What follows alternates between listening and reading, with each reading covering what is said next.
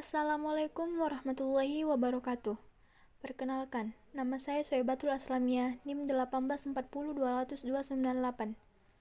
Jurusan Ekonomi Syariah semester 5, saya dari Fakultas Ekonomi dan Bisnis Islam IAIN Padang Sidimpuan. Dalam video kali ini saya akan menjelaskan mengenai isu-isu yang berkaitan dengan ekonomi politik beserta dengan solusinya. Nah, isu yang saya angkat di sini yaitu potensi bansos yang dijadikan sebagai alat politik. Pemberian bantuan sosial ataupun bansos kepada masyarakat yang terdampak COVID-19 diduga kuat sudah disalahgunakan untuk kepentingan politik seperti pada Pilkada serentak 2020. Berikut contoh bansos yang berisi gambar ataupun simbol kepala daerah. Koordinator Komite Pemilih Indonesia, Jerry Sumampo, dalam diskusi daring politisasi dana COVID-19, ia mengatakan bahwa saat ini ada politisasi bantuan COVID-19 yang dilakukan kepala daerah.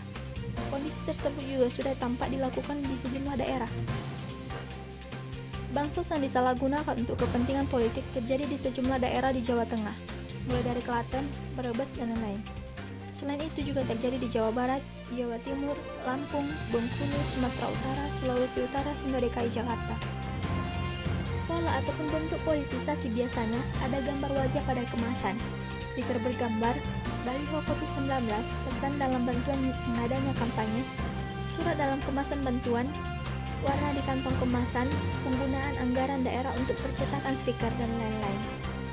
Selain itu, terdapat potensi penyalahgunaan seperti kewenangan penuh pergeseran anggaran, transparansi penyaluran, belanja real, alat kesehatan, obat-obatan, dan lain-lain. Tindakan penyalahgunaan bansos ini termasuk perilaku yang tidak bermoral karena memanfaatkan situasi susah untuk tujuan politik. Syahwat kekuasaan jadi tampak lebih menonjol ketimbang rasa kemanusiaan, dan kondisi itu cukup menyulitkan program penanganan COVID-19 dan membuat program tersebut menjadi gagal untuk mencapai tujuan. Adapun solusi ataupun upaya-upaya untuk menjaga efektivitas dana bantuan sosial dapat dilakukan ke dalam beberapa hal. Yang pertama, setiap kementerian lembaga harus memperhatikan penganggaran, pelaksanaan dan pertanggungjawaban belanja bantuan sosial sesuai dengan peraturan perundangan. Kedua, peningkatan fungsi pengawasan berjenjang di kelurahan ataupun lingkungan yang bersangkutan, yaitu sejak perencanaan program ataupun kegiatan, pelaksanaan dan pertanggungjawaban. Ketiga, dengan membuat alokasi anggaran. Keempat, perencanaan program ataupun kegiatan yang dibiayai dana bansos yang dilakukan secara terpadu. Kelima, pengawasan atas penyaluran dan penggunaan dana bansos yang melibatkan unsur masyarakat. Keenam, aturan mengenai kriteria penyaluran dana bansos, diperjelas batasannya dan penetapan sasarannya.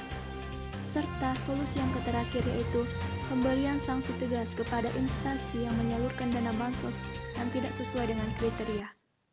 Mungkin cukup sekian yang dapat saya jelaskan. Apabila ada kata-kata yang salah dalam penyampaian, saya mohon maaf.